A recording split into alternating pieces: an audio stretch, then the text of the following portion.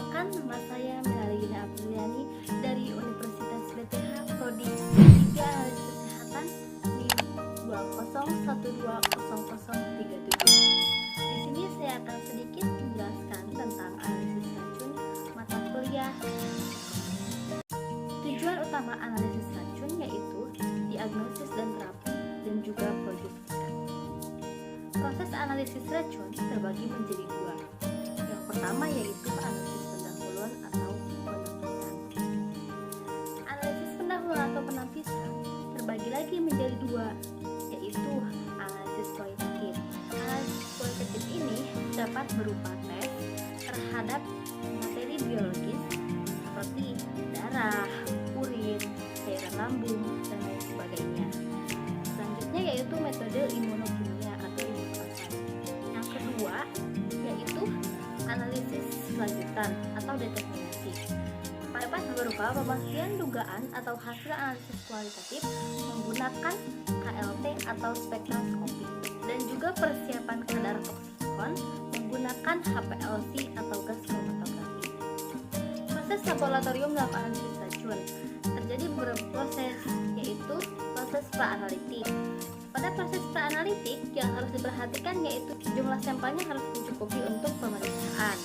Yang kedua yaitu wadah. Wadahnya harus inert, tidak bereaksi supaya tidak terjadi kontaminan.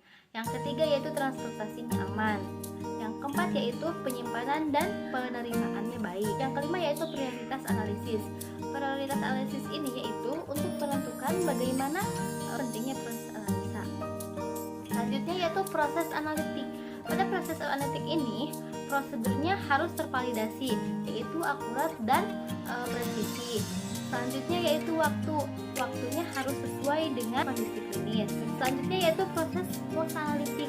Pada proses ini yang harus diperhatikan yaitu pertama, mekanisme pelaporan.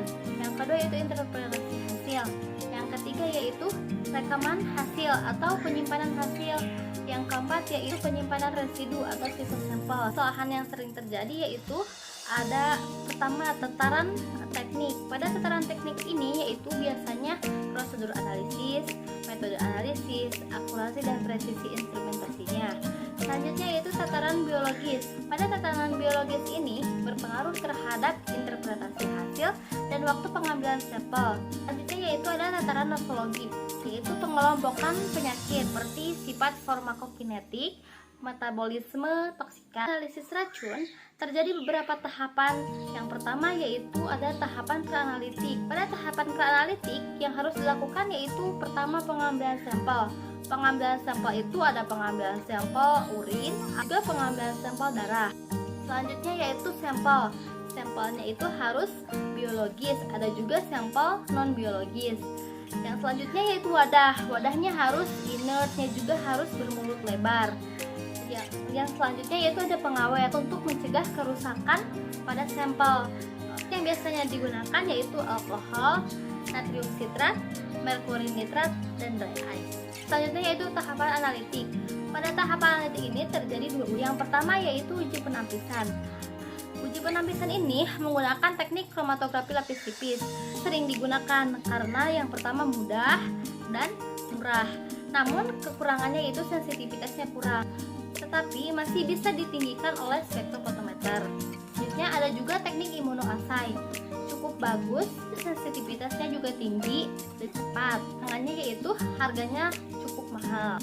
Yang kedua yaitu uji pemastian. Uji pemastian ini yaitu untuk memastikan identitas, untuk memastikan kadar.